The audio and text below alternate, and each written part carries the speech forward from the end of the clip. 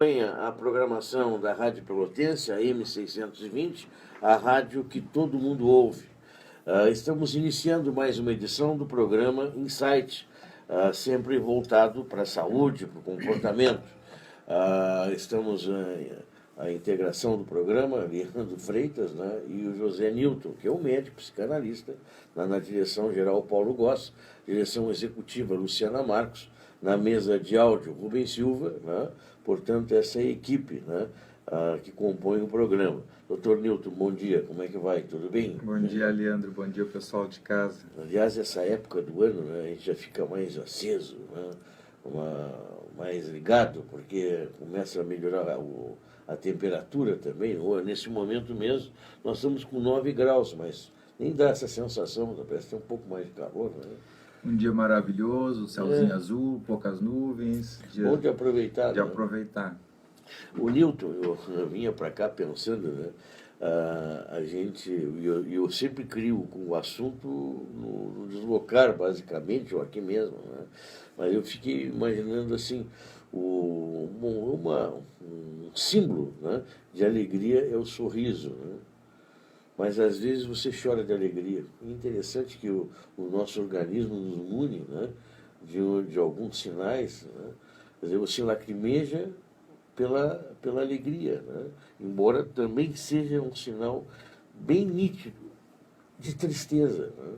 O legal desse teu tema, e eu vou rebobinar um pouquinho o pensamento e retomar o teu pensamento, a tua ideia de que as pessoas que nos acompanham em casa percebem que o programa é 100% improvisado.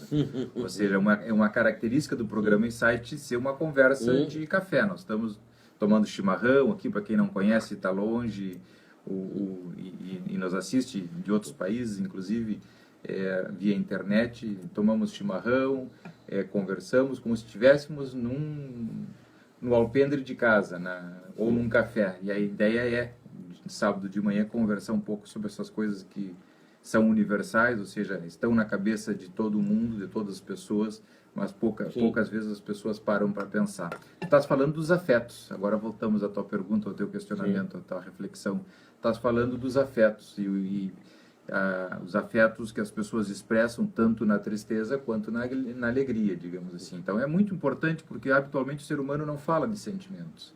Os sentimentos até historicamente são mal vistos, sobretudo para nós que moramos no sul do Brasil, que temos essa cultura machista de que homem não chora, e essas coisas todas que nos endureceram e nos afastaram dos sentimentos durante muitos e muitos anos e que nos dificultam estabelecermos relações profundas com as nossas parceiras ou com os parceiros, no caso oposto, com os nossos filhos em especial. Os homens um certo impedimento de tocarem nos filhos, de participarem da casa, usufruírem. Então, o resultado disso é que durante muitas gerações ficamos com a parte mais ruim, mais pesada da história, e o prazer, que é o desfrutar, que está diretamente relacionado com os sentimentos, deixamos de fora.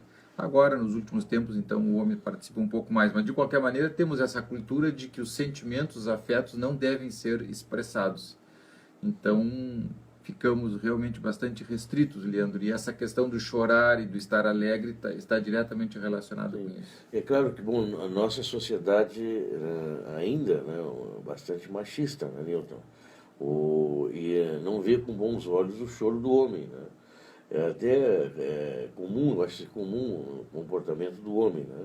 Às vezes está assistindo um filme, né, e se emociona, né? Você tenta esconder, né, qualquer lágrima, né? Mas a mulher, que ela se emociona do teu lado ali, ela expõe. Está, né, mais permitido. O homem não, o homem já se contrai, né? E tenta fazer alguma coisa para não mostrar que está emocionado. O que é uma tristeza, porque não tem nada mais nobre que os sentimentos. Então, se nós pudermos expressar e viver intensamente os nossos sentimentos, sejam eles quais forem, somos muito mais autênticos, mais verdadeiros e aproveitamos e desfrutamos muito mais, porque não precisamos estar usando uma infinidade de energias, para dizer de uma forma econômica, para as pessoas nos acompanharem em casa, psíquica, no sentido de ir protegendo, fechando, bloqueando, compartimentando a cabeça numa tentativa desesperada de escondermos coisas que naturalmente deveriam se expressar e se expor e se manifestar, e nós usaríamos essa energia para outras coisas mais interessantes. Perfeito. Bom, mas aí nós estamos diante de uma emoção, né, Newton? Agora, quando tu tens uma emoção de alegria, né, transborda alegria, né, de você colocar lágrima, né, é uma contradição, parece, né, Newton? Bom, a alegria está mais... Eu já chego na tua... Quer ver um exemplo? Assim, Sim. vou citar um exemplo. Né? Uma menina que está completando 15 anos. Ontem eu entrevistava o Tio Jorge, ele dizia que tem 2 filhas, né? E as 2 filhas ele levou ao baile de debutantes. É frequente, né? O homem se emocionar aos 15 anos da filha, por exemplo. Né? Um exemplo, para se situar. Mas é um momento de alegria. Né? O chorar, eu acho que tem que ver com as lágrimas, como tu dizia, seja na alegria, seja na tristeza, tem que ver com a expressão do afeto. O chorar tem que ver com as vivências mais infantis, tem que ver com o recém-nascido, que expressa tudo através do choro. O chorar tem que ver com a essência do ser humano.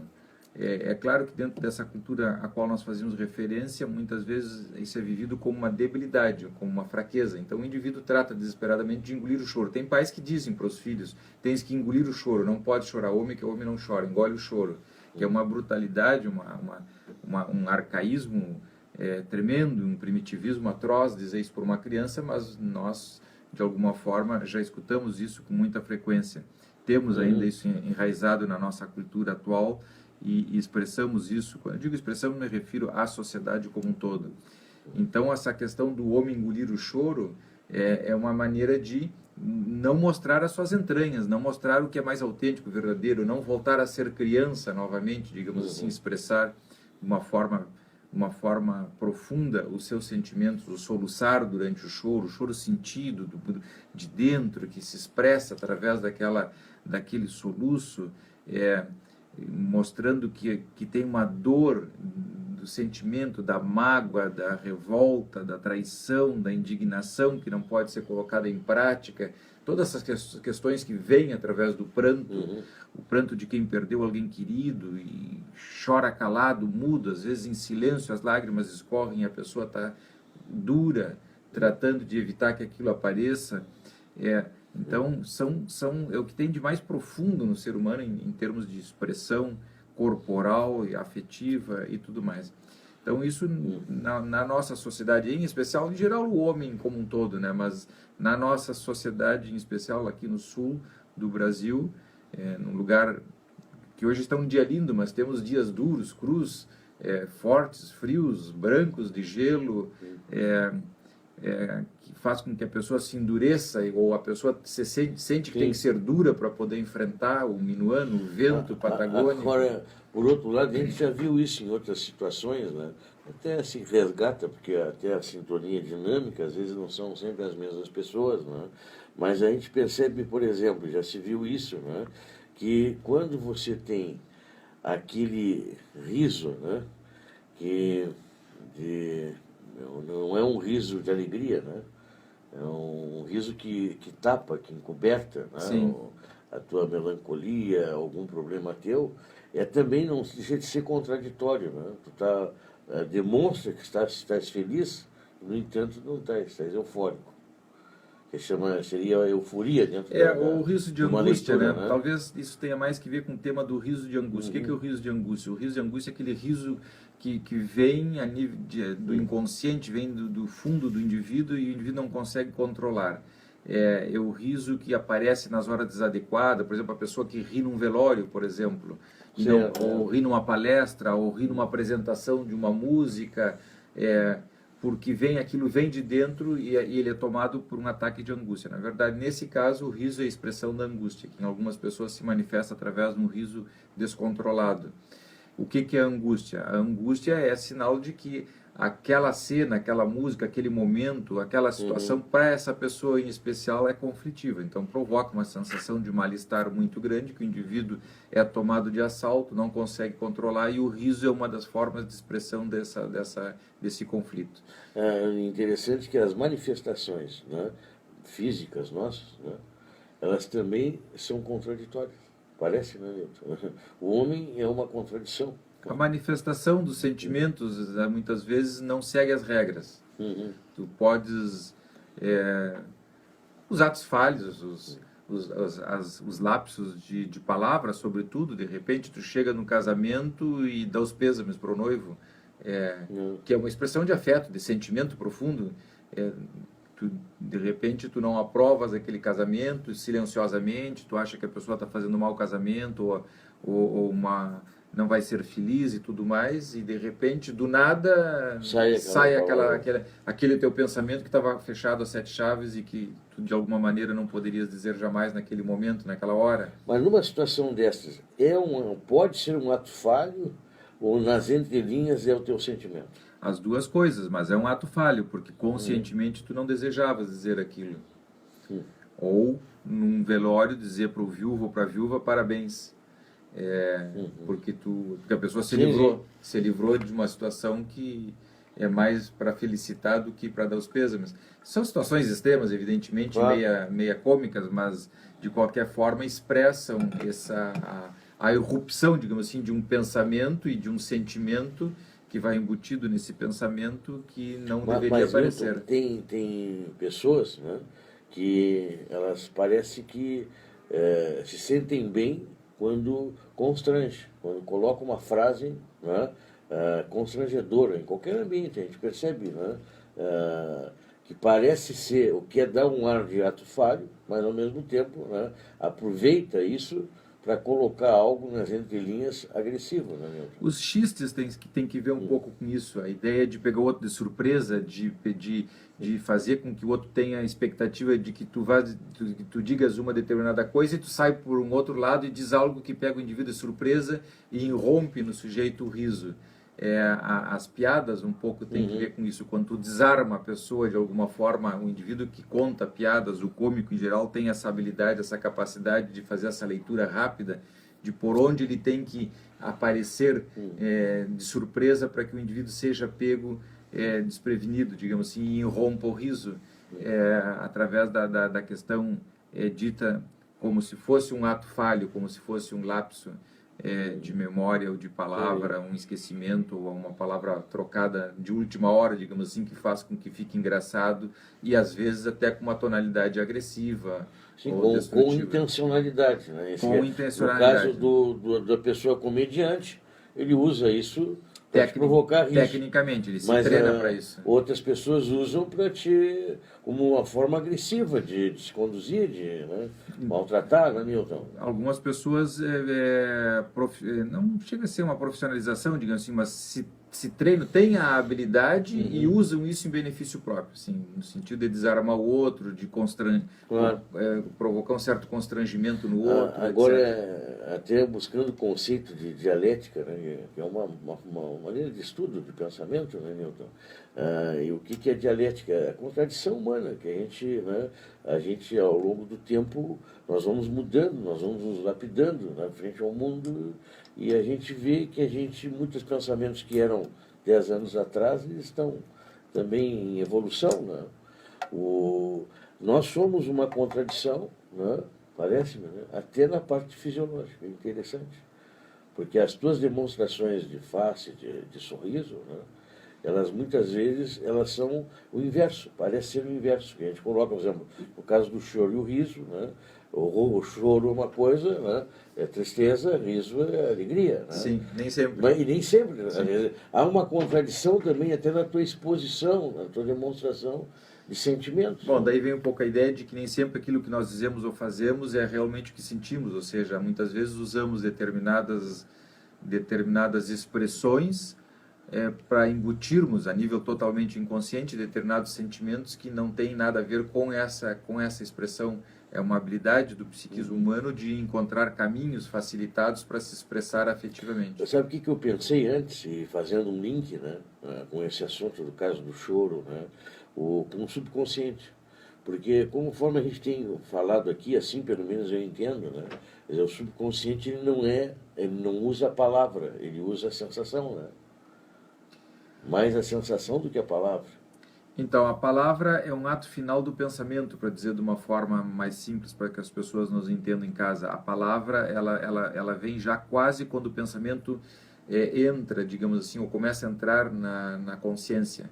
O pensamento, a origem do pensamento é totalmente inconsciente, ele se processa silenciosamente dentro do indivíduo como se fosse um sonho, só que em vez de ser expresso em imagens, como é o caso do sonho, ele, na vida acordada, ele se expressa através das palavras, que estão no pré-consciente.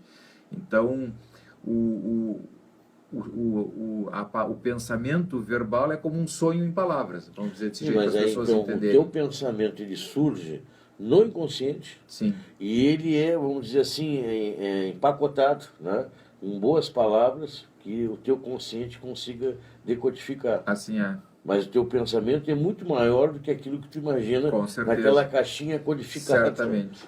As palavras, elas têm uma função última de junto com outros elementos, darem coerência, lógica, colocarem o tempo, ordem, racionalização, para que as pessoas se entendam. Mas o pensamento que elas transmitem são muito mais complexos e profundos do que só aquilo que a pessoa diz. Por isso a ideia de ir entendendo as palavras, decodificando as palavras e descobrindo coisas que vêm embutidas nas palavras. Sim. Há quem diga que os olhos são uma janela para o teu interior, né? Será que a mensagem que tu passa com os olhos, né, ela tem esse poder diferente das palavras? As palavras são mais profundas porque elas trazem... As palavras são como mulas, carregam significados inconscientes muito mais que o olhar. O olhar é importante para o ser humano, para um recém-nascido, para o bebê que recém-nasce mesmo com uma visão turva, olha para a mãe apaixonadamente, escuta, se liga, se vincula através do olhar, do tato, dos sentidos, da sensopercepção como um todo. Mas as palavras têm um significado muito grande. Mas, não, de certa maneira, o olho comunica, né? Comunica. E até às vezes é interessante, porque quando a pessoa olha olho a olho numa outra pessoa, né, parece que a gente está conversando, né? Tem alguma coisa... Todos os órgãos sensitivos, as sensopercepções em geral... tato, gustação, olfação, audição, etc., são formas de comunicação.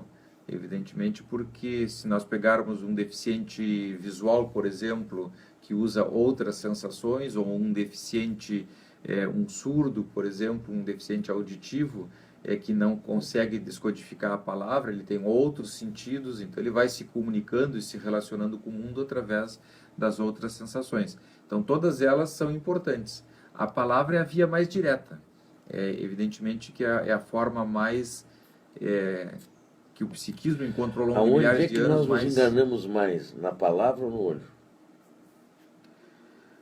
A palavra é mais fácil de enganar o outro através da palavra, porque ela se presta para isso. Nós podemos dizer uma coisa, sentir outra, nós podemos mentir, nós podemos psicopatear a pessoa, ou seja, enganar a pessoa, tramar, fazer de conta. Estamos em época de eleição.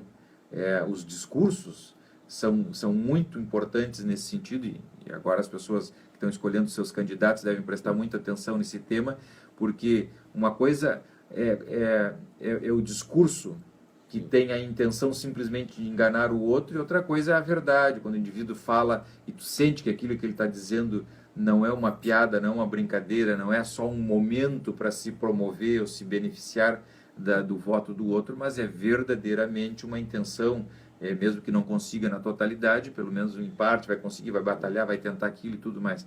Não é uma farra, digamos assim, através do discurso, uma brincadeira, como se tivesse de porra, de borracheira. Então, a palavra se presta para enganar mais. O olhar não tem essa profundidade, não tem essa significação tão grande quanto a palavra. É interessante. Embora seja importante. Eu vou buscar um intervalo comercial, né, Newton? Mas a gente já falou aqui, né, que às vezes a primeira impressão que tu tens é a verdadeira. Né? Sim. Normalmente. Sim. Né? A primeira impressão que tu tens é verdadeira. Mas a primeira impressão que tu tens muitas vezes não é com a palavra, é com o olhar. Deixa eu botar o intervalo. Nós vamos às mensagens provocativas. Né? Com certeza. Devido para um canal complicado. Mas é legal. Vamos ao intervalo e voltamos, né? No rádio.